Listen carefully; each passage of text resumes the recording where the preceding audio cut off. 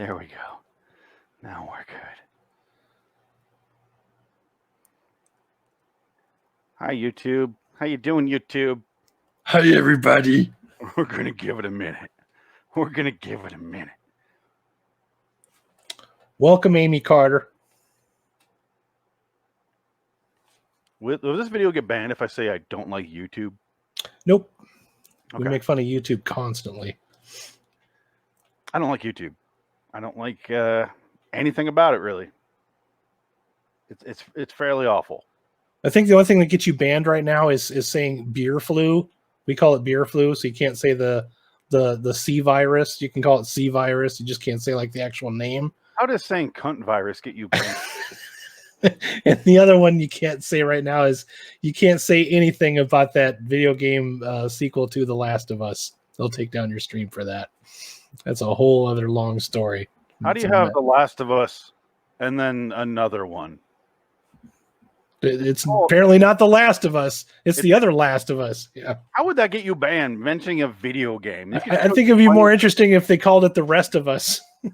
God, I hate YouTube so much for their stupid fucking rules. Their Matrix robots that scan the system and are like, we're going to ban you for this. Yeah, the fucking YouTube sentinels. They just kind of crawl through like, We're going to get on the Nebuchadnezzar and we're going to ban you. It is. It's a shit show. And they always have preferential treatment to like the bigger channels or the corporations over us little guys. So we never had a chance.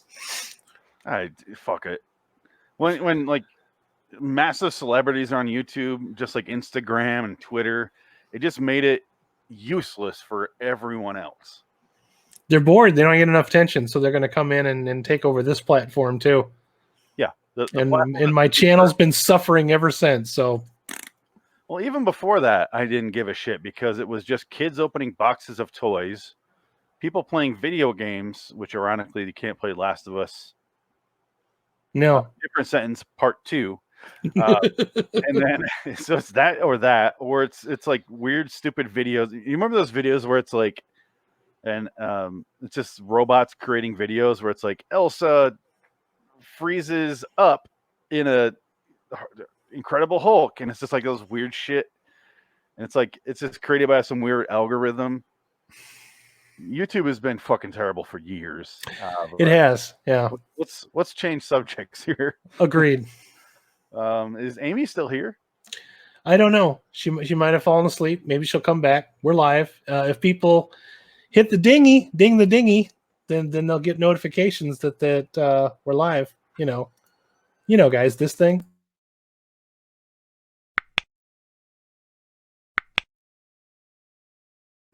Now I got that out of the way. Okay, we're back. I don't like being muted. I feel like they might as well say your mic is neutered. That's the only time that's going to happen. Okay. At the very end of the show, after we wrap up, you can do that again, or between shows. By then, I'll have forgotten about it. So let's go ahead and begin. We like to begin where you go, oh, the show started. So welcome to LIW Tales from the Crypt Review. I'm Phoenix West. I'm Adam Wilcox. Yes, today we watched Tales from the Crypt 314 Yellow. And let's just say, Adam, you've been on quite a few of these episodes of me. And as well as the one that you chose for Never Go Back, which I think is what we're calling this entire online series, right? Just for your side of the I like it, yeah. program. On my side, we're not calling it that. We're only doing Never Go Back when it's a different show, just because otherwise it gets confusing. The point is, though, you've been on a lot with me with these shows, with the Tales from the Crypt episodes. This is the first episode that wasn't fucking terrible. Yeah, surprisingly, it was actually good. To the point where we're sitting there and we're like, we did a live commentary episode. If you want to listen to those live commentary episodes, I released them on the channel for LIW Tales from the Crypt Review. Go to whatever podcatcher you have and download it there. But so our live commentary will be released whenever this episode is, which is late in June, because we have a lot of episodes up until then. So if you're watching on YouTube, this is the only chance you really get to hear this until June, late June. I think the 26th, if I'm not mistaken. But a lot of the episodes are fucking terrible. They're boring. They're I don't want to say predictable. They're just how many episodes have I watched with you so far? This is episode 11. You've been on 5. I want to say something like that. Yeah. 5. Sounds Yes. Something like every single one of them have been, why did we watch this show again? What were we thinking? What? To the point, and that's kind of what I'm wrapping around to, is to the point where that's why we started talking about, and you mentioned you should call the episodes or call the show Never Go Back, because we have not been satisfied by an episode of Tales from the Crypt until now. So It's awkward. It's an awkward feeling. I need an adult. I don't know how to react to this. because we both have memories. We haven't seen the show since the mid to late 90s, somewhere in there. And it kind of made us go, were we high when we were 6? What the fuck? Or 7 or 8 or however the fuck old you were. You're older than me, obviously, but Yeah. still, what's the excuse? And now we finally get to an episode and we're like, oh, okay, it can be good. And it puts me in an awkward position because it's our very first live YouTube show. And we're stuck with a Tales from the Crypt episode that's good, and a Twilight Zone episode that is so fucking middle of the road, you will never drive over it. It's impressive. So I don't know what to say for the next 2 hours of my life. I have no idea. The commentaries that we've been doing for these are like little miniature mystery science theater episodes where we're just constantly ripping on every dumb decision, every bad costume change, bad lighting, just any dumb thing you can possibly, things that we didn't talk about when we were kids. You know, like we're picking them apart, but we're usually picking them apart not just because we're assholes, but because we're bored and we just want something. We want something to do. We have to have fun with it. You know, the same reason you watch like The Room and you make fun of every bad decision made behind the making of that movie. You're doing those with Tales from the Crypt, and you're wondering, how is this on for so many seasons and so many episodes? It's true. Because, I mean, we're on episode 11. This is our first quality episode. I really enjoyed this episode. So much so that we plan to air today on YouTube, on Adam's channel, Raiders of the Lost Flicks. We plan to air at 10:15 Eastern. And we're looking at the clock after we ended, and we're like, how the fuck are we so late? I mean, we're only like 15 minutes late, but we're like, huh? And I looked at the time clock on the episode. I go, oh, it's a 40-minute episode. I had no idea. Like, we didn't realize we're watching something that's an extra 15 minutes. It flew by. It felt shorter than On a Dead Man's Chest, for sure.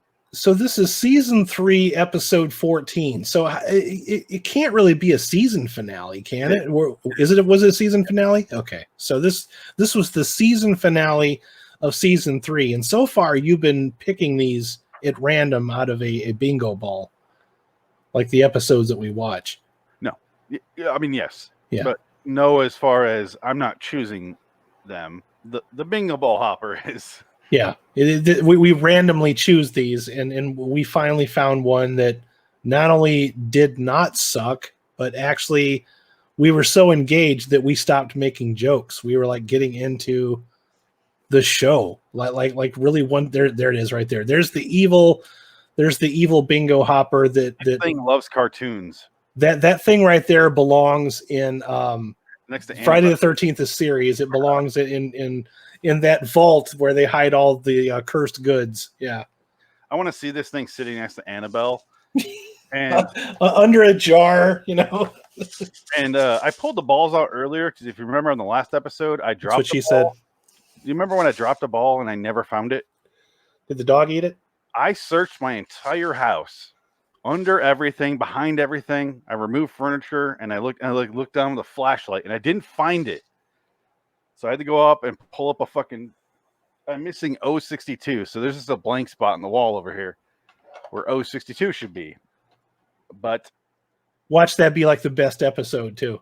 Here's what I was going to ask you. The reason I brought it up. Do you think we should watch 062 next? Because that's what I pulled, technically. I don't know. I'm scared. I'm not going to say no. I'm not going to say yes. I will say it's not a cartoon episode. It's not a POS episode. Perversions of Science, which is the most fitting acronym you can name. POS. So, do you think we should watch that next? Because I'm kind of I'm not against it.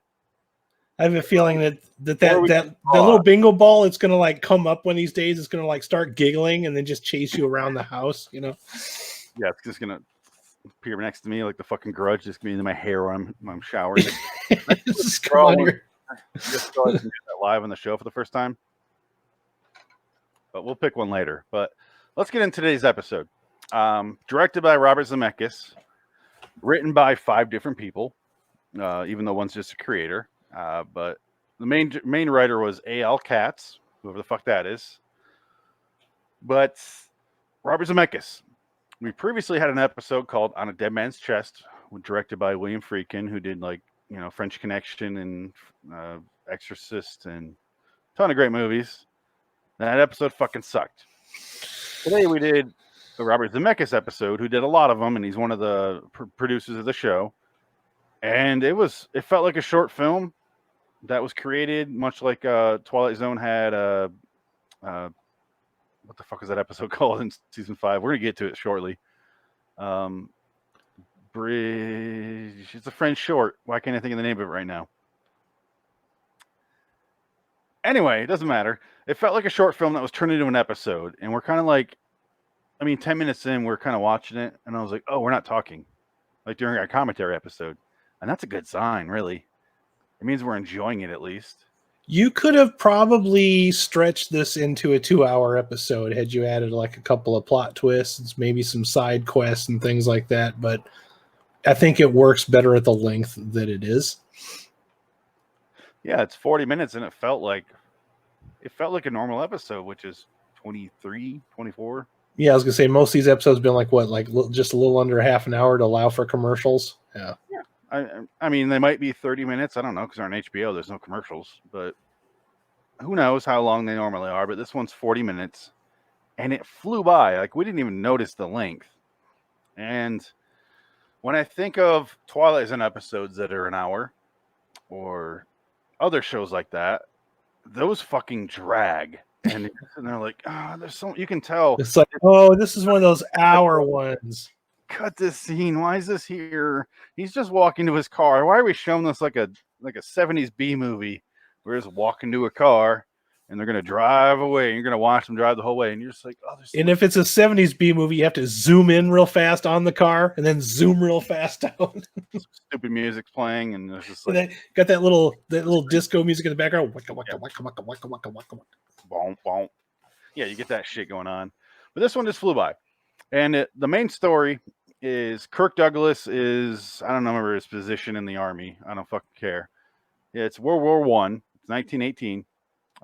They're in France, somewhere in France, as the episode says. So anywhere in that country. And they're trying, what are they trying to do there, Adam? Are they just trying to move across France? I think, they're just trying to move the front, like they're pinned down by the Germans. If memory serves me correctly, this is where Frank's war knowledge would have come in a little better. But Frank is lost in the actual Twilight Zone, so he will not be here. Yeah, but Frank would talk about 45 minutes worth, and we would know everything about World War I at least. Frank is not with us today. He's dead. Oh, let's say, Frank's here. Oh, he's in the chat. Great. How you doing, Frank? This is weird doing a live show. Yeah, they're trying to get across France, and somewhere in France, who knows where. And then his son, so Kirk Douglas is the commander, or the fuck he is, and his real life son, Eric Douglas, is playing his in-character son, who's like a leader of his men. Sergeant, some kind of sergeant, yeah. Yeah, and Lance Hendricks is like, so Kirk Douglas's 2 right-hand men are Lance Hendricks and Dan Aykroyd, of all people. And they're just kind of like, yeah, he heard all that. Good, Frank. I hope you heard all of it. You took it to heart. No, I assume you're going to hear this. So his 2 right-hand men, one of them's a fucking Ghostbuster, my least favorite Ghostbuster. And they're kind of saying, oh, tell him about your son. And he's like, okay. So Lance Hendricks has to go, your son, he's yellow. He's yellow. He's a coward. While smoking a fucking cigarette. And smoke is coming out of his mouth even when he's not smoking. That's how much that man smokes. It's impressive, like residual smoke. He is made of cigarettes. Yeah, but there's really no plot here to discuss. I feel like we could zip through the plot in like 4 minutes. So, should we do that? Do you think? Yes. Okay. I think it's important to arrive, get through the plot, and then we'll describe why we liked it. Yeah, I guess we'll just zip through the plot and then we'll talk about it scene by scene or whatever we think is funny. They show a scene where they're gonna Eric Douglas is gonna bring his men out there. They're gonna go find something. I don't know exactly. Kind of what I mentioned. I don't know exactly what they're doing, but you kind of get the idea when you're watching it. The special effects are pretty good. They spent some money in this episode for once. Looks like they spent quite a bit. Yeah. Yeah, I mean it's not like crazy good looking, but you're like, oh, this is TV. This looks really fucking good for TV. There was quite a few extras I noticed. Yeah. In 91 for TV, holy shit. Yeah, it's movie quality for TV. Yeah. They're running across the battlefield at night. They make Eric, I don't remember his character name, Lieutenant Martin Calthrob. I'm gonna go ahead and call him Eric Douglas from now on. They make him stay behind, and they're like, blow the whistle or make a noise when you see the Germans, okay? And then we see his soldiers run along. They dump into a trench somewhere. We see that Eric sees the Germans coming out, and he just sits there. He's just like, he doesn't do anything. And all of a sudden, you hear like grenades going off and explosions. And then Lance Hendricks comes back, and he's just like holding his guts in, and he's like all bloody, and his spine's all shot to shit. Literally holding his guts in with his helmet. It was pretty. We'll get to that later. Yeah, right now his spine is exposed. Like you shouldn't see someone's spine. This guy, you can check his vertebrae from in there. Like, oh, this one pinched. But he's like, you fucking coward! You're so yellow. You should have blown the whistle. What the fuck, dude? Oh, come on! I had a better chance than alien. Oh god. I'm pretty sure at one point I saw cigarettes falling out of Lance Hendrickson. Yeah, it came out of his nose. It was weird. Like he stored them, like he squirreled them away in his nose for later. It was weird. He had an extra pack of cigarettes right on his spine, just right there. Yeah, like duct tape to it, like John McClane. Like tape. Yeah, he dies. I thought he was dead, and then apparently Eric ran back to his daddy and was like, "Daddy, they're all dead, but I killed so many Germans. I killed those fuckers good. I killed them so good, Daddy. Aren't you proud?" He's like, "Stop calling me Daddy in such a weird way, you freak." Typical 12-year-old Call of Duty player. Yeah. And then, were you camping? You're a camping noob, aren't you, bitch? Using the YouTube. He holds up a handgun. He's just like, he's got like a fucking 6-shooter. He's like, I shot all the Germans. I killed them all. And you're like, dude, I killed all 12 of them with these 6 bullets right here. He didn't even think enough. There's a movie called A Very Long Engagement, where the guy wants to get out of World War II, so he shoots his own hand off, I think. And he's thinking kind of what would reveal it to be true, and he kind of covers his own crime, but also some guy sees it, kind of ruins it. But he thought ahead, and this guy doesn't even think to shoot some fucking random bullets in the air to make the gun warm, to make it look like it was fired, to have the gun, the make it look like it was shot. It's something. So not only is he yellow, he's fucking stupid too. He's so yellow, he's scared to shoot his own gun into the air. That's how fucking yellow this guy is. He comes back, tells Daddy, I shot the Germans. They're all dead. I shot the whole country of Germany. There's no more Nazis. What's this march right into Berlin? We're fine. And then Lance Hendricks comes in, and this is what you mentioned. He's literally holding his guts in with a fucking helmet. And he's just like, this fucking guy sucks. Your son sucks, dude. He got me killed. Oh, he didn't even blow the whistle. He's yellow. And he falls back. He lets the helmet go, and his bacon pours out of his stomach. It looked like strips. Literally, yeah. It looked like he dropped like his whole, like the entire haul from the Cattleman's Meat Market. It's disgusting. It's pretty great. Funny. It was like a Day of the Dead. Yeah. Oh, he sucks. And he falls over, and Kirk Douglas is like, "Is this true? Is this true? Are you a coward?" And he's like, "No, I shot all the Germans, like all of them. There's 63 of them, and I had 6 bullets, and I just like waited for them to line up, and the bullet would go through like 12 of them at a time. It was crazy. However, Lance Hendrickson literally and metaphorically spilled his guts to the general. His dying words is, "Your son is a fucking piece of shit." Not those exact words, but that's what he decided to use his last breath, was to say, "Your son is a yellow piece of shit." Yeah, what he actually says, or what he's about to say, you can tell is, your son is, your son is Tales from the Crypt episode 314 yellow. Subscribe to HBO. HBO Thursday nights at 8 p.m. He dies. And then Kirk Douglas grabs his gun. He's like looking at it. He's like, this has never been fired. Ever. This thing is like right off the factory floor. I don't believe that this thing has ever seen the light of day, actually. I think it's been in the holster when you've been in the sun. What would have been great is if Kirk Douglas would have just looked down the barrel of the gun like this and said, "Oh, here, use the prop to reenact the scene here." I'm going to fill this with whiskey and then drink out of your barrel because it's so fucking clean. Okay, so yeah, according to this thing here, you did not fire any of the bullets. My eye! Oh, my son is yellow. My son is yellow. I love my dead yellow son. No. So then he does a. Okay, I'll just say it. He sentences his child to be court-martialed for cowardice, which carries a sentence of death. And then his son freaks out.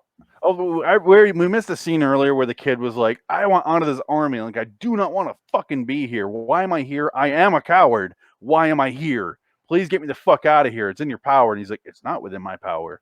So we already established he does not want to be here at all. Not at all. He wasn't supposed to work today. Yeah. He's Dante from Clerks. Then he's supposed to be here. And then he's supposed to be in this war today. But whatever. He plays hockey on the roof, and then he fucks off. But Kirk Douglas sentences him to a court-martial, and then the next scene is the court-martial scene, which is a minute, 2 minutes. They actually have a ceremony in a court-martial. Nobody votes on anything. It's just the guy sits there and, yep, you've been found guilty. And I'm like, couldn't you have just bypassed all? No, procedures are important. We have to, like, I assume that you're in France, you're on the front lines, but we have plenty of time to pause the war, get all of your researches, first have the ceremony to find your son guilty. Yeah. You know, they didn't deliberate. It wasn't 12 angry men. It was just, he's guilty. No, it was 15 calm men having a dinner, and that's the excuse. Like, let's have a court-martial, therefore we can get the good meat. Like, let's eat the dead soldiers. We can open up the sea tins. Yeah. The buffet of dead soldiers is open, and they seem like they're just like eating grapes, not so much judging a human life from one of their own. Because he's like, I found you, you're having a court-martial for cowardice, and therefore tomorrow you'll be executed. And I'm like, isn't this a court being the key word of court-martial? Oh, you just found them. Okay. Yeah, he didn't lawyer up. He didn't have any defense. There was no, none of that shit. No jury, no deliberation, no judge. No Kevin Bacon, no Jack Nicholson, none of that. This is a terrifying world to live in where the guy goes, I want to sentence you to something. I feel like you're guilty of a crime, therefore executed in the morning. That was a good trial, wasn't it? You're like, that wasn't a trial. What? Like, oh, this is so unfair. This is more like a Twilight Zone episode. Yeah, it's almost like a Patriots Super Bowl. Okay. So you lose the Giants twice, or the Eagles once, and everyone's happy. Yeah. And therefore he gets executed tomorrow morning. And then we see little Eric Douglas sitting there crying. He missed a war episode, Frank. Yes, you did miss a war episode, and it was a fucking great one. And we're trying to get through the plot. I'm trying. And the next day, or later on that night, who cares about when it is? Eric Douglas is sitting there, and it's really fucking cool looking shot. It looks like a scene out of Exorcist 3, which I love. And he's sitting there, and he's just like talking to his dad, and they're having a little one-on-one conversation. He's like, You're gonna execute me in the morning. That's how do you do it to your own son? I don't want to be here. I want to leave. Why are you doing this? I'm not a coward. And Kirk Douglas is like, yeah, you are, bitch. You're my least favorite son. My other son was in a ton of great movies. What the fuck are you doing here? Doing a Michael impression. What the fuck? You're not even Emilio Estevez. You look more like an Estevez than a Douglas. You look more like a Joe Estevez. Yeah. Yeah, he looks like the love child of Joe Estevez, Michael Douglas, not even Kirk. And Brundlefly. Yeah. Yeah, he just looks like some sort of anagram of all of them in DNA form and spit out and shat into the earth. He's just a hybrid of the 80s. Yeah. He might be in a bunch of stuff and I have no idea and I don't care. He wasn't bad. Let's just say he was pretty good in the episode, actually. Yeah. Yeah. That's one thing I would like to mention right off. I don't think there was a bad performance out of anyone. Even Dan Aykroyd was playing a straight man. Like, he was committed to this. Yeah, he was great. He wasn't distracting like I thought he would be.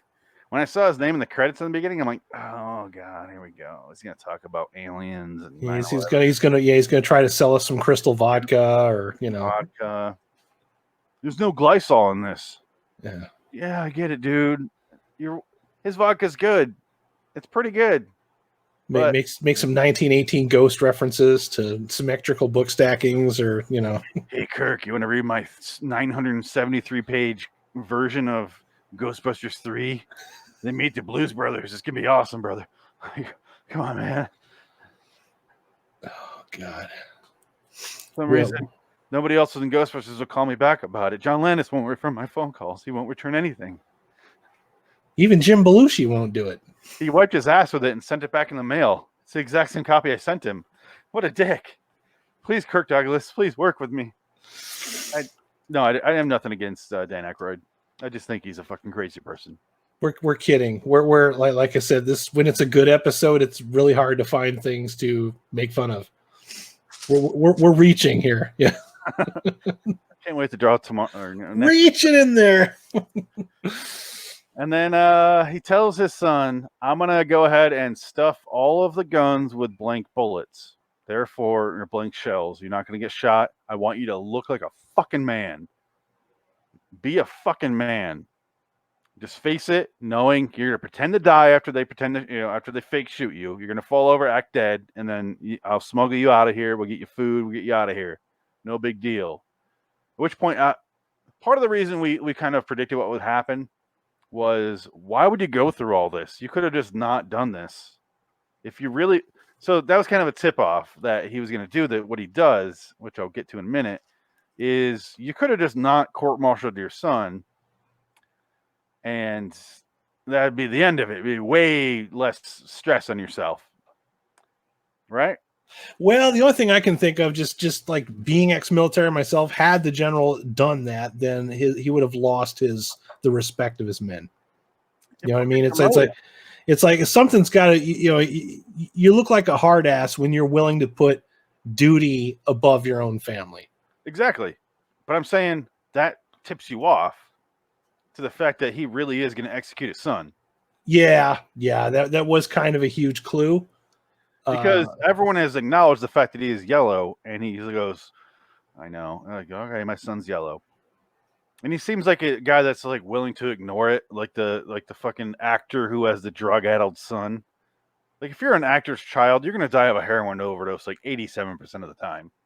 I'm amazed both of these Douglas brothers live this long, honestly. Or anybody from the Partridge Family. Yeah, it doesn't end well if you're an actor's son. Look at every fucking actor. I just looked into Eric Douglas. He died 16 years ago at age 46. Shit. I just turned 46. He died, let's see, of what? Accidental drug overdose. Holy fucking shit, I called it.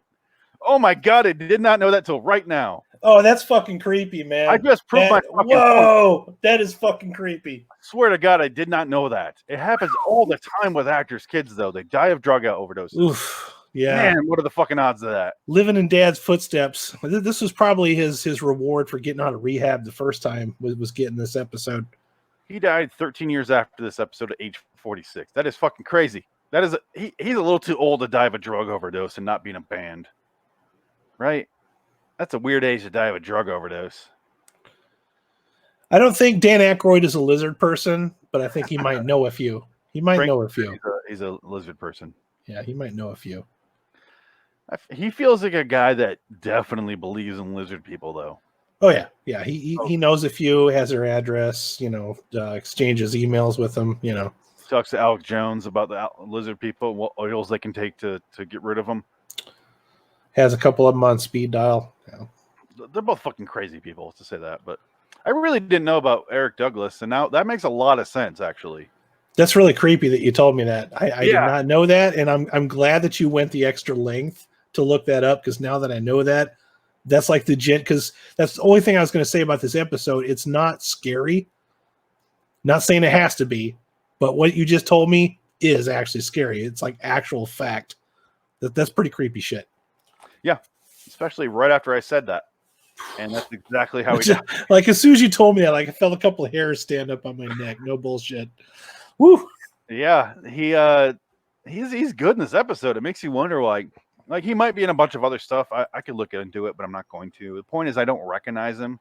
He clearly looks like a Douglas, though. Yes. He has the exact same mouth and the same smile, and he kind of grunts through his teeth a lot, and just like the Douglases. And I liked watching him. I wish I wish that didn't happen, obviously, because he's enjoyable. The guy can act. I mean, he's got a good coach, his dad, so. Yeah.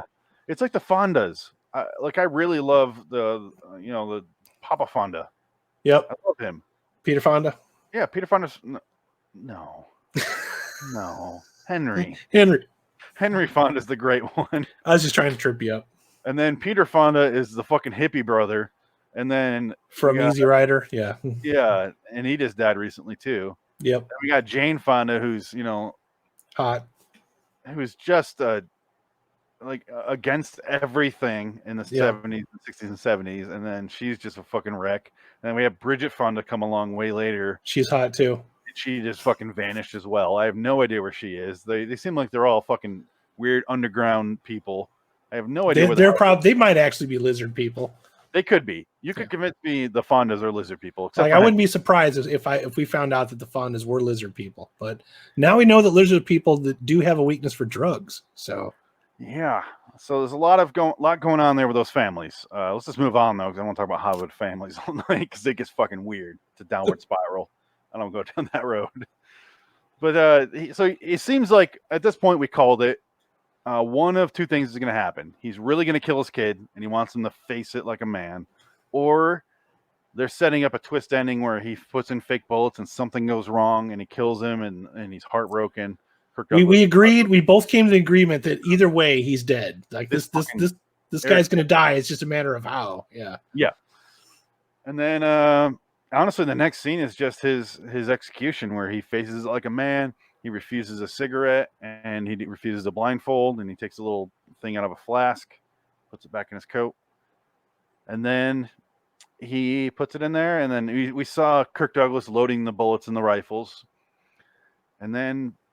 Dan Aykroyd gives a little sword call and was like, fire.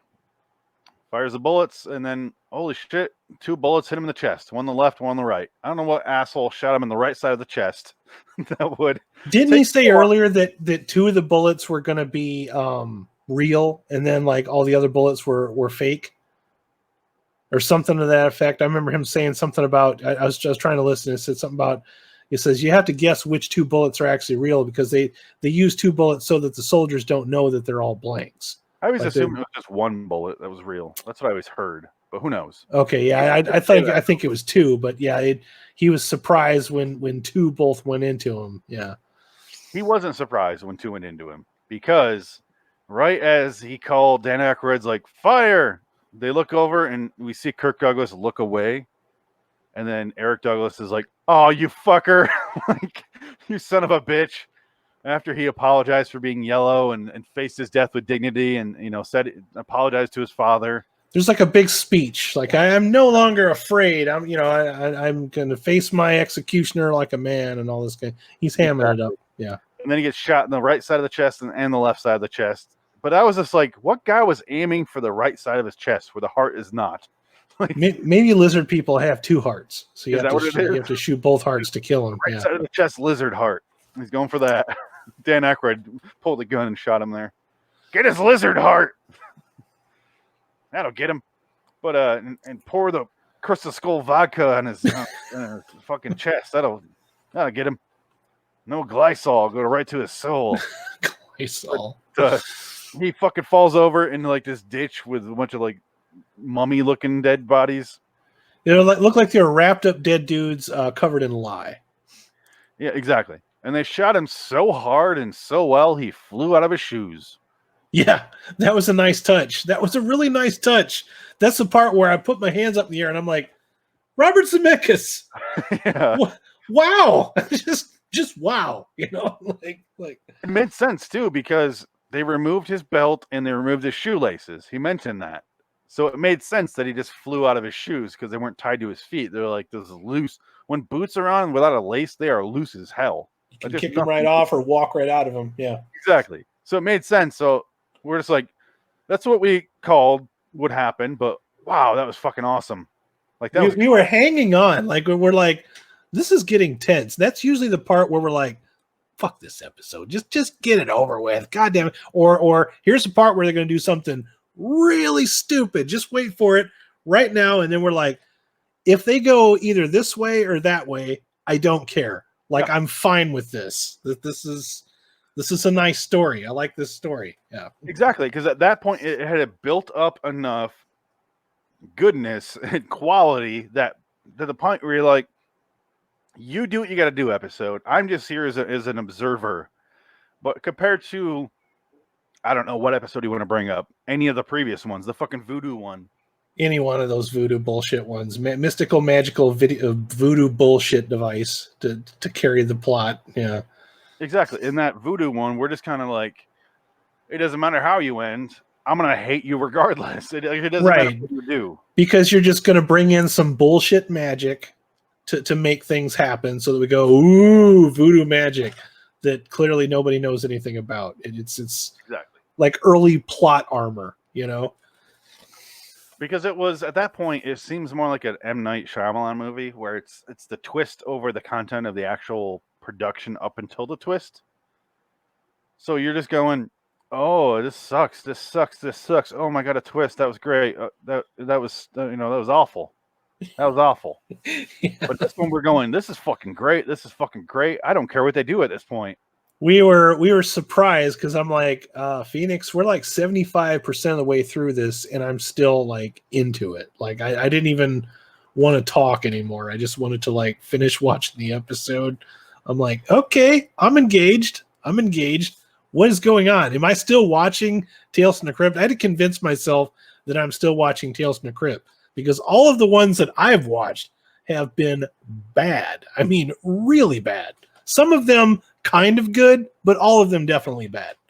I enjoyed 1/3 of Halfway Horrible, which is really That's fair. It's probably the same part that I was enjoying too. Like it started off good. Like it had a good start, and it was a good wind up. And then once you realized it was just, oh, we're doing Psycho. All right. A couple scene. No, that was not the Psycho one. That was the Voodoo one. Oh, okay. See, I'm getting them mixed up now. Yeah. The first third of the Halfway Horrible, the Voodoo one, was fine. Okay. Because Clancy Brown, I love him, and he's doing stuff, and you're kind of like, okay, where's it going? And then they start introducing the voodoo shit. And that was one of the things that I was telling you, because it's like I think by season 3 they were just putting actors in these episodes just to like make us interested, because like, well, we know we can't fucking write, so we'll just get whoever the hot actors are at the time, throw them in there, and you'll watch just because they're going to show up in this episode. It makes you wonder because the show is based on a comic book. How do they not know how it's going to go? How do they not know how it's going to be terrible? How do you not fix that? So many questions I have in real time when they have years to prepare for these. It makes you wonder, how do they still fuck it up? Like the Walking Dead show. How do you fuck that up? Written Stop down, following the comic. it's great already. Follow the fucking comic and shut the fuck up. Stop doing your own thing. It's already written and the people already fucking love it. Shut the fuck up, write the comic. How long was Tales from the Crypt a comic book? Do you happen to know? Oh, I have no idea. I don't either. I don't know much about EC Comics. I really don't. This the whole reason I wanted to do this show for podcast is to discover it. So I'll look into it at some point. This is Well, I'm not real time. after this one. I'm not going to be quite as hesitant to go through it as I was before. You know what I mean? Because I'm just like, oh, Tales from the Crypt. I didn't even want to put it on the thumbnail. I was like, let's just make this Twilight Zone. Yeah, my girlfriend was like, I was telling her about all the episodes we've done, 1 through 10, and she's like, "Oh, I want to watch an episode." I'm like, "I don't want to do that to you." Like, no, I want to watch it. I'm like, you're not going to feel good about yourself because it's not good. Like, I don't know how much she would get out of this episode. I'm sure she'd like it, but if we just picked one out of a hat or a fucking bingo hopper, and we watched a real evil cursed bingo hopper, not a cartoon episode, I don't know. I wouldn't feel confident enough to go, "You're going to like this show." Because if you ask both of us before this, we talked about this in the last episode we both did together.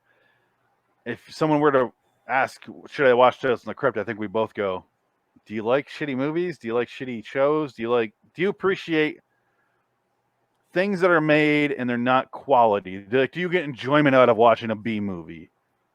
And if the answer is yes, I go, yeah, go ahead and watch Tales from the Crypt then. But if they're like, no, not really, I go, oh, don't watch it then. What are you thinking? Like, no, you see the HBO on there and you're like, oh, I love all HBO shows, but and it's like B movies with A-list actors too. That's the other surprise. But this episode here was Robert Zemeckis was like, no, fuck that. I'm making something good. I don't care who you are, HBO. I'm doing this shit my way. And this episode shows exactly what they should have been doing the entire time. And we don't know if there's episodes that are like this. We don't know if they stray away from the bullshit horror. There's no horror in this episode. This is a war episode that features a family dispute settled through a court martial where he shoots his own child. And because he shoots him and he goes, "My son died with dignity. He was brave." And that's where the fucking episode ends. He shoots his own son in the chest, and you're not like, that was spooky. You're just like, oh my God. Like, yeah, it's like it was no bullshit, no epilogue, no nothing. I liked where it ended. I think that was right where it needed to be. Right with the shot of the boots just sitting there. Yeah, perfect ending. I really do think it was a perfect ending to what they had set up. Yep. It was great. I really, really enjoyed this episode. It has an 8.3 on IMDb. Oh, okay.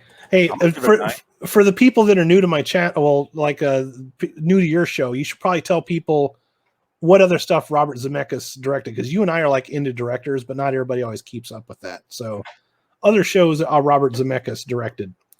Well, I have a complicated relationship with Robert Zemeckis. He directed 2 of my favorite movies, Back to the Future 1 and 2. He also did 3. That tells you what 3's like. He directed a movie that shall not be named that won Best Picture in 1994 over The Shawshank Redemption, which features a mentally retarded man going on adventures. And it won over literally my favorite movie. And he also directed Contact. He directed that, right? I don't remember if he directed Contact, because I went to go see Contact and I hated that fucking movie. I hated that movie. Jodie Foster sits in a little booth and thinks about going to space and meeting her dad and all this shit. And then Matthew McConaughey smokes a lot of pot in the set. Comes back and goes, "Oh, I didn't go anywhere." And that's where it ends. It's like trying to set up something intellectual and then just kind of forgets what it's trying to do about halfway through and has nothing else to offer. He also directed a few other movies I love, which is Used Cars. Oh, I forgot about that one. That's going way back. Yeah. Another, what's his name? God damn, why can't I think of his name? From The Thing. Mark Hamill? No, from The Thing and oh my God. Kurt Russell. Kurt Russell. Thank you. God, I was going insane. He also did another great movie that's vastly underrated, Death Becomes Her. I went and saw that. That's a good movie. I like that one. And he gets no credit at all. He did Romancing the Stone. Wow. Yeah, see, I love Romancing the Stone. I do. One. You know who's in that? This guy's fucking brother. Michael fucking Douglas. Yeah. That's probably how the connection was made. Yeah, Michael he also Douglas did Beowulf and... Beowulf is rough, though. What's that cartoon with Tom Hanks, with the train, the Christmas train? Oh God. I can't think Polar of that. Express. Polar Express. There we go. I is have what never old, seen that. I will This never. is conversation with old guys at nights. What's the movie with the guy? You know, he was in that thing that That we movie like. with that guy, you know. Oh, fuck it. He directed What Lies Beneath as well, which is another movie I watched, and in 15 minutes in the movie, I go, this is what's going on. So I had to sit there for another 2 hours while I watched what I predicted happened. And I was like, I'm so bored. I'm so bored. Harrison Ford is not an actor. Why is he in this movie? No, he really isn't. You know, and I'm glad that you brought that up because I just recently got done rewatching all of the Raiders movies, you know, the Indiana Jones movies. And he's so lucky that he had that fucking role because literally everything else that I've seen Harrison Ford in, he's not a good actor. He was in a movie that was directed to look like a high budget throwback to serials. You know what I mean? It's like, I know that Spielberg thought he was Humphrey Bogart. He's not. He's in 2 movie series that are like that. Star Wars and Indiana Jones. Star Wars were made to be exactly the same thing. They were throwback serial movies. He's great for those, but those do not require good actors. So he's in 6 movies in 2 series. He's also in Apocalypse Now, which he's pretty good in, but he's only in a few minutes of it. Yes. He tries. Everything else he's ever done, he seems just like the fugitive. The action guy, yeah. The Fugitive, you can't really give him credit for that No. one either, because that's Tommy Lee Jones carrying that movie on his back like a backpack. Yeah, the Fugitive's all right. I like the Fugitive. I do but too. I don't like. Here's a couple actors I feel the same way about. Bruce Willis, Tom Cruise, where I go, they choose good movies, but I don't go, oh, that Tom Cruise movie was great. I go, that movie was great. Oh, also Tom Cruise is in it. Fun fact about Tom Selleck is Tom Selleck was originally supposed to be Indiana Jones, and then Marion was supposed to be Sean Young from Blade Runner and Ace Ventura. I'm glad that those two didn't become Indiana Jones and Marion because I actually like Karen Allen quite a bit, and I can't see anybody else doing that. Karen Allen does a really fucking good job in Raiders. Yep. In the 4th one, she's trying. Happy to be there. She's just happy to be there. She's like, it's kind of like John Hurt being in that episode. Totally fucking unnecessary. Yeah. But anyway, let's Yep. Back to Tales from the Crypt. We don't have to go all the way back to Tales from the Crypt. We're talking about Zemeckis. Zemeckis, yeah. I just pulled up his IMDb. Okay. Very talented man. Yeah. A bunch of movies I haven't seen. The Walk, Flight, A Christmas Carol, Castaway, which I have seen and do enjoy. That is a good movie. That's a good movie, yep. And then he did I Want to Hold Your Hand, and his newest movie I really actually do want to watch from 2 years ago, Welcome to Marwin. That looks pretty good. I heard things about that one. You might want to be careful. I don't care. I still want to watch it. You will, and nobody will stop you. Yeah. I don't give a shit what anyone else thinks. Did you see if okay, producer credit, Who Framed Roger Rabbit 2? Is that really going to be a thing? Probably not. Fuck. Probably not. Oh, jeez. Oh, he also directed Who Framed Roger Rabbit. Yep, that's also a good one. But it's good, not great. That's one we should say that would be a good movie for Never Go Back. Yep, probably not as good as we remember. I watched it 4 or 5 years ago, and I went, oh, like Christopher Lloyd's good in it, but other than that, it's fucking Bob Costas just doesn't want to be there. He wants to be drunk. And since this show is new to the channel, I should probably preface it by there are things that you remember as a kid. They're fucking awesome. They're great because you remember them as a kid. It was a thing. Nostalgia. But have you watched it recently? Yeah. Goonies. Oh, doesn't hold up. Does not hold up. Do you realize that in Goonies, all they do is scream over top of each other through the entire fucking movie, and you can't make out anything that anybody's saying? There's a lot of 80s movies with children where they just scream over each other. And then you watch Stranger Things, and they're like, we're going for an 80s callback. Do you realize that this stream is going to get 15 thumbs down because I said I don't like Goonies? And I don't fucking care. People just go on and on about how great Goonies is. And I'm like, have you watched it recently? Really? Richard Donner directed Goonies. He also produced Tales from the Crypt, so this is relevant.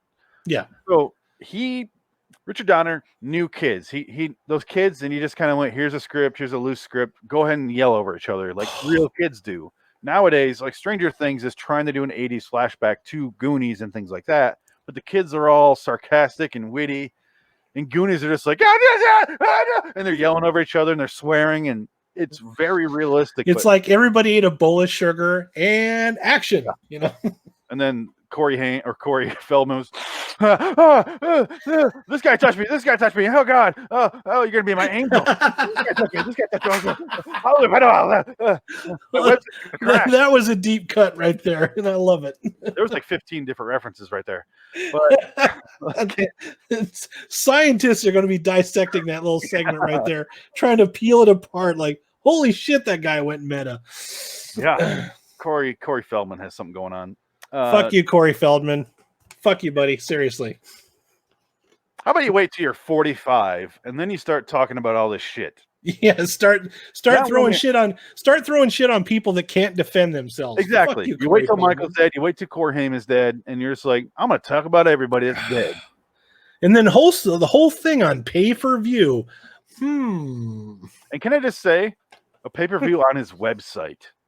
On his website fucking crashed and got hacked immediately in real time while he's live streaming it. He gets hacked in real time. That's fucking incredible, but not the point. Point is, I forgot where the fuck we're going with this. Are we talking about Corey Robert Zemeckis? Yeah. Fuck Corey Feldman. Yeah, fuck him. Stop making music. That's where I was gonna go. Stop making music. You fucking suck at it. You're fucking embarrassing. God. I don't even care if you don't care that you're not embarrassing yourself. If you don't feel shame, I get it. I feel that same way. But please, I'm also saying, please stop. There's a fine line between don't give up and find something else. Okay. Your career should hang itself in the driveway, like below the basketball hoop above your garage. I'm surprised you can't get a job selling. If you could get a job selling shake weights or something, I think you'd have it made. You know, like the infomercial circuit maybe might save him. I just don't. How do you? Can you imagine the living hell of being Corey Feldman? I really do agree the kids had a rough life. Like, I really think that's true. But also at the same time, I'm like, shut the fuck up about it and stop making music. Those two things, and then you fuck off to where the fuck you need to go. You know, he did an episode of Marriage Boot Camp, and he had the audacity to complain about that show being bad. I'm like, dude, have you seen any of your music videos ever? I show them people to get them to talk. Okay, like it's a medieval torture device. Yeah, the video where he's walking around his house and like Sean Astin's in there. I know which one you're talking about. We're doing a Goonies throwback. You get it? Anyway, it's called Extinction Millennium. There's something like that. Yeah, it's Ascension Millennium. That's the name of the song. Millennium. And he also did a live video on, I forget what the fuck show it was, but it was embarrassing. So the one where he's dancing, something about trust. Yeah. I like showing that to people, and then they get angry at me and they block me on Facebook. I showed that to the girlfriend instead of Tales from the Crypt, and she goes, "You're done." She's like, "Why are you? What are you showing me?" It was like I assaulted her. Next thing you know, she's packing up her shit and taking your keys off of her ring and throwing them on the counter. That's the last you ever saw of her. Fuck you, Corey Feldman. The breakup note just says, "Well, the reasons are like you're an asshole. Number 2, Corey Feldman," and then the rest is like just a signature from her. And I'm like, I get it. Yeah, can't argue with those reasons. I get it. I'll never watch Lost Boys the same way ever again. I'll never watch Lost Boys again. I'm already there. It's an okay movie. That's a movie where I watch. I go, you should never go back. I don't get it. The some guy. No, thank you. So. I guess we're done with this Tales in the Crypt episode, right? We're at 50 minutes. We're in utter shock that this was actually good. That effort was put into this. Definitely a budget. I don't know how they got the funding for this, but it was worth it. And I'm hoping that there are others like this out there. And if you're watching this for the first time and you've seen Tales from the Crypt, and you know that there's an episode as good as this one, please tell us which one it is. Yeah, yellow. You should put like a little star on that one.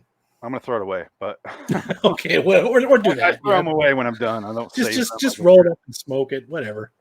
Yeah, smoke the ink and the dye that's in the cardboard. I'm sure But it won't hurt you. Yeah. let's say great episode. We've done 11 episodes of this. Adam has been on most of them. The only ones I've done by myself are the cartoon episodes. And this is the first really good episode. I would recommend watching. Go ahead and watch this episode. Probably should have said it at the beginning so you don't get it spoiled. But Yeah. even if it was spoiled for me, I still would have enjoyed it because it was. Yeah. Watching and knowing how the story unfolds isn't going to like sour the experience for you. I really don't think so. I don't. It's, yeah.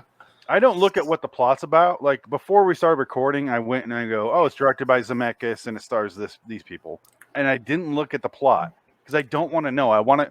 The purpose of this show, unlike the Twilight Zone show that we do, which we're doing right after this, is I want to go in blind and be caught off guard, either one way, great or bad, which is where 10 out of 11 have been bad, where I want to be surprised one way or the other. And I want to be like, oh, wow, this is what the Twilight Zone or Tales from the Crypt is, or oh, Tales from the Crypt. Remember, we were thinking that we were all excited because Halfway Horrible had Clancy Brown. It had Martin Cove, who plays, Kreese from the Karate Kid, the Cobra Kai leader. Yeah. And it had Charles Martin Smith, who plays the guy with the glasses and the pipe from the Untouchables. That's where you might know him from. Or you might remember him as the FBI guy from Starman.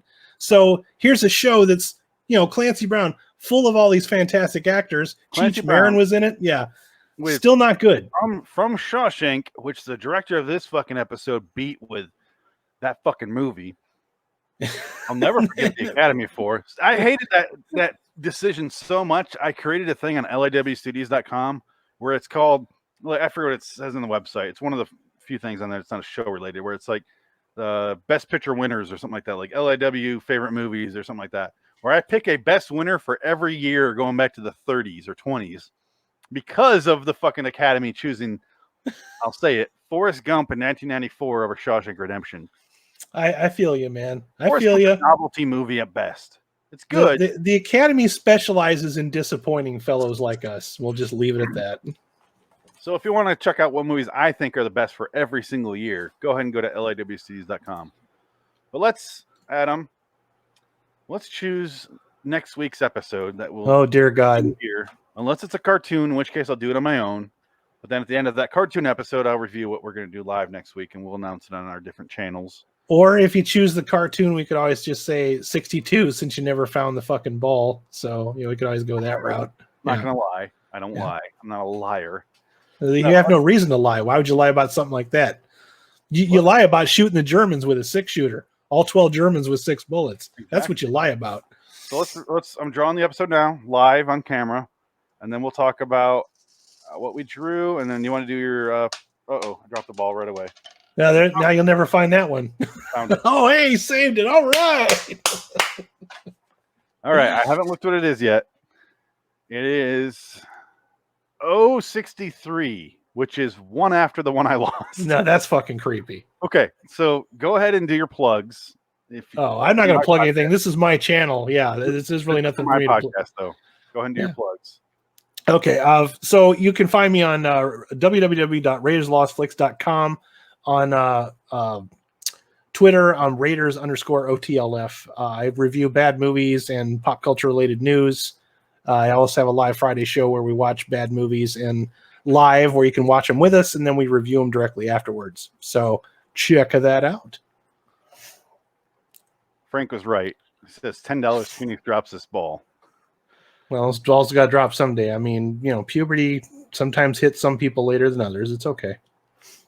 About it though.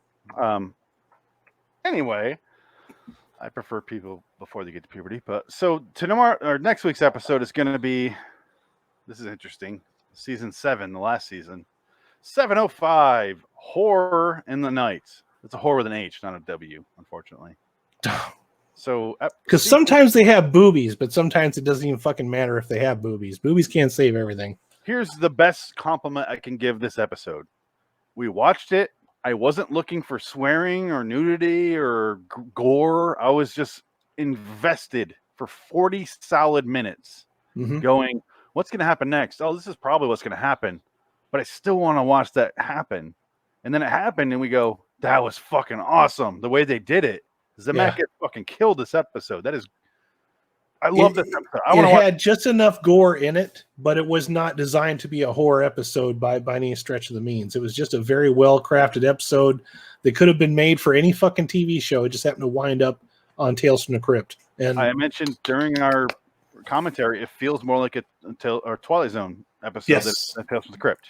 If this is a solid Twilight Zone episode, really is. I really did love it. But so next week, 7:05, Horror in the Night. I know nothing about it.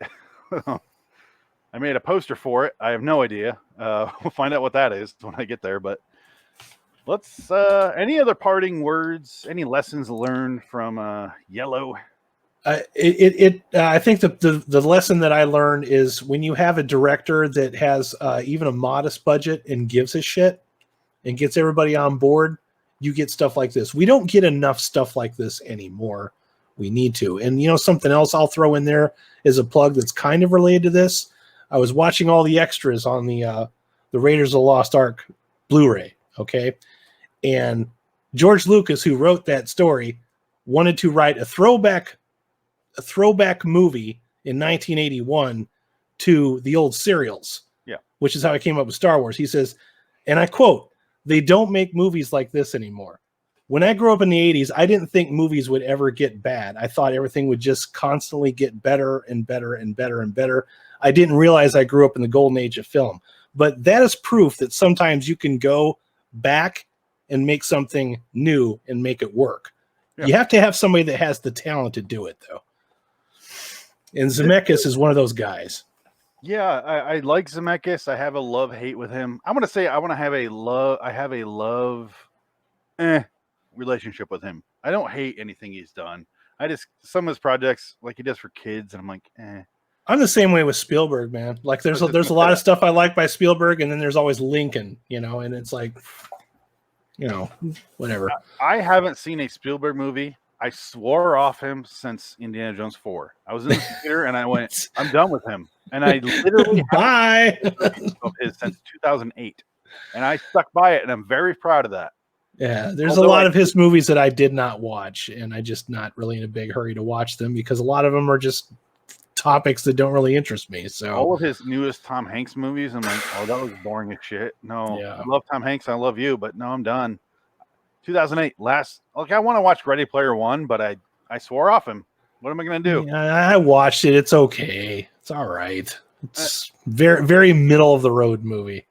Okay, I'm not missing anything. Painfully mediocre. Watch, like, fucking BFG or Tintin or any of that bullshit. Like, no, thank you, Spielberg. But it's one of those movies where it's like, oh look, pop culture references, and then people get all excited and think they saw something great. Speaking of Back to the Future, that movie. But let's just say I do want to mention, like, I'd be pissed off if I didn't mention the Stanley Kubrick movie Paths of Glory. Has Kirk Douglas. It's about World War I. Very similar vibes to that movie. You could tell Zemeckis watched that movie and went, I want to make a Twilight or Tales from the Crypt episode about that. Very similar to that episode, to that movie, because that movie is very similar to this episode. I won't give any spoilers, but I'm just going to say very, very, very similar. Check out Paths of Glory from Stanley Kubrick in 1957. It's one of his first movies, but it is fucking solid. It is a great movie.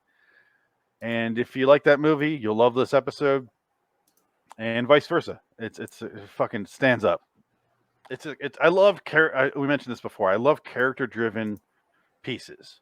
It doesn't matter what, and we discussed this too. It doesn't matter what the situation is. It can be a Western, a World War II show, a noir film. If it's got very good character development, porn, yeah, absolutely. I'll watch a porn if it has great I've seen a couple of good ones. Believe it or not. But yeah, if it's character driven, like last night I watched Treasure of the Sierra Madre, and I'd never seen that before. That's very character driven. Yeah, fucking John Hughes movie. It's great. John Huston.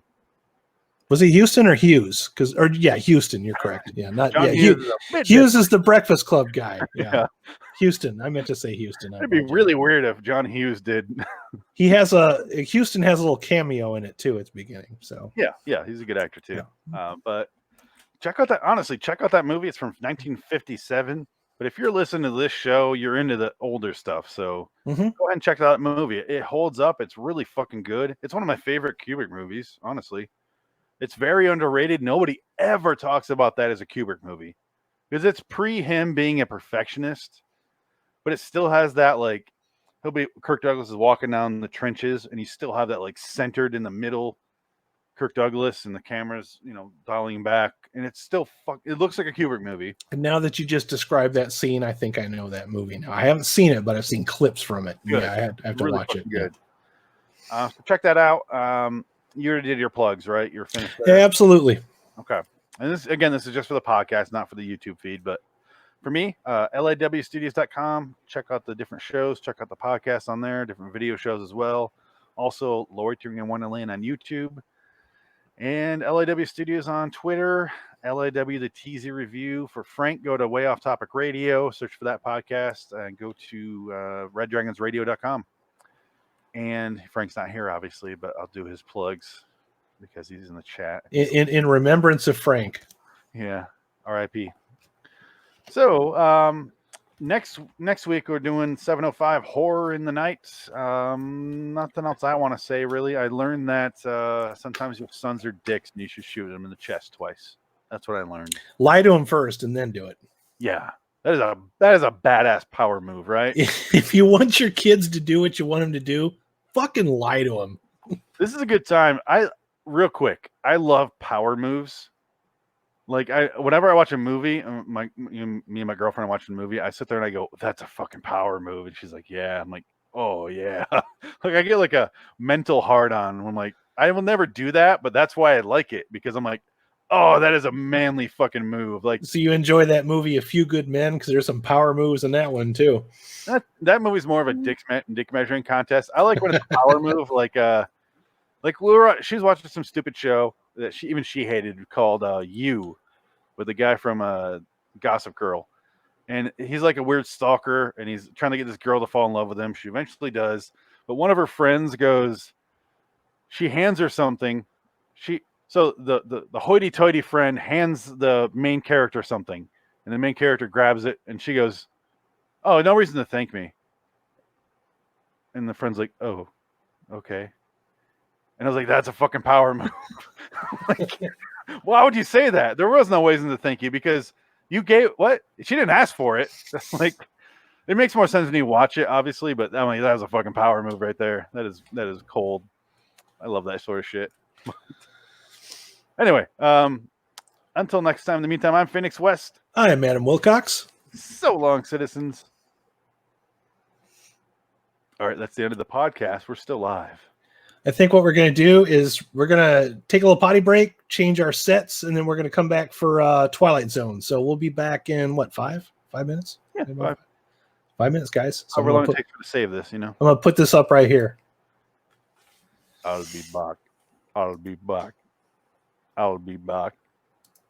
I'll be back. I'll be back. I'll be back. I'll be back. I'll be back. I'll be back. I'll be back. It's was what?